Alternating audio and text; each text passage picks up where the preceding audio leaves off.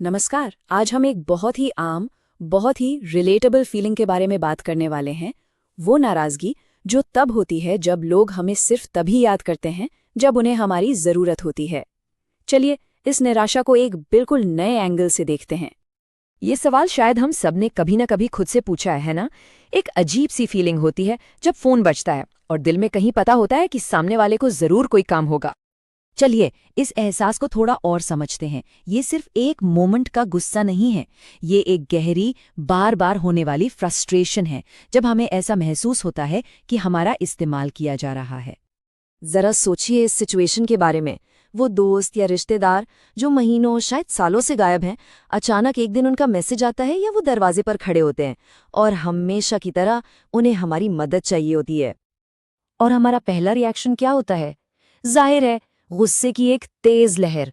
मन एकदम चिढ़ जाता है और अंदर से एक आवाज आती है कि नहीं, इस बार तो बिल्कुल नहीं।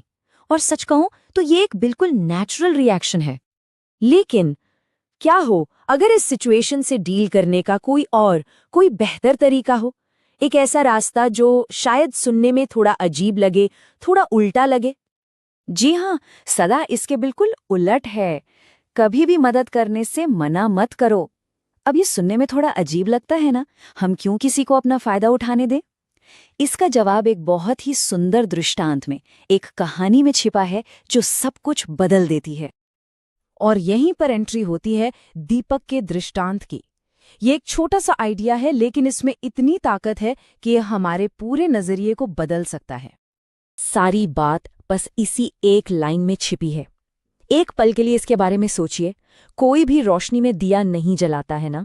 दीपक की जरूरत, उसकी याद तभी आती है जब अंधेरा बहुत घना हो जाता है। तो यहाँ पर एक बहुत पावरफुल कंपैरिजन है। जो इंसान मदद के लिए आया है वो असल में अंधेरे में है।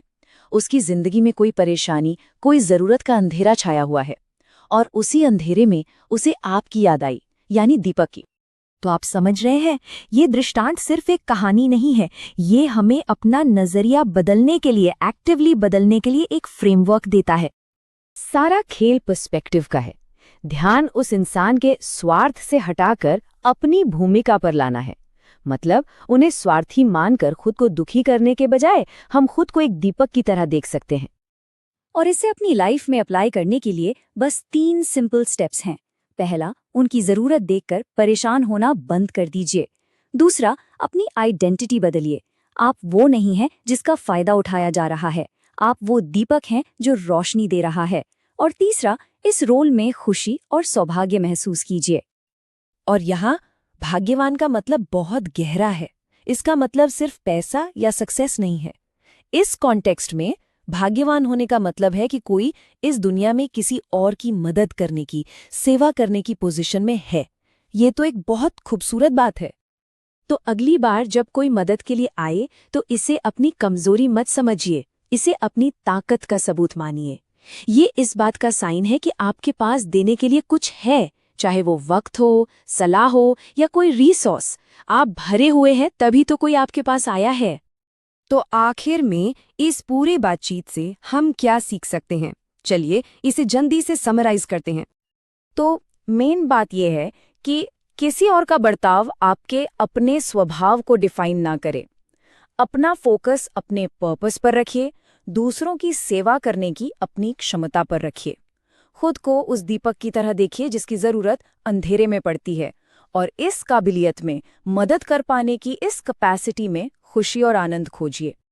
और अंत में जब हम इस सोच को अपना लेते हैं ना, तो मन को एक शांति मिलती है। फिर मन में गुस्सा या चिढ़ नहीं रहती, उसकी जगह एक सुकून भरा आनंद ले लेता है। एक ऐसी फीलिंग जिसे राधे राधे के जप में बहुत खूबसूरती से एक्सप्रेस किया गया है। खैर, इसी विचार के साथ मैं आपको छोड़ता हूं। इस पर सोचिएगा जरूर।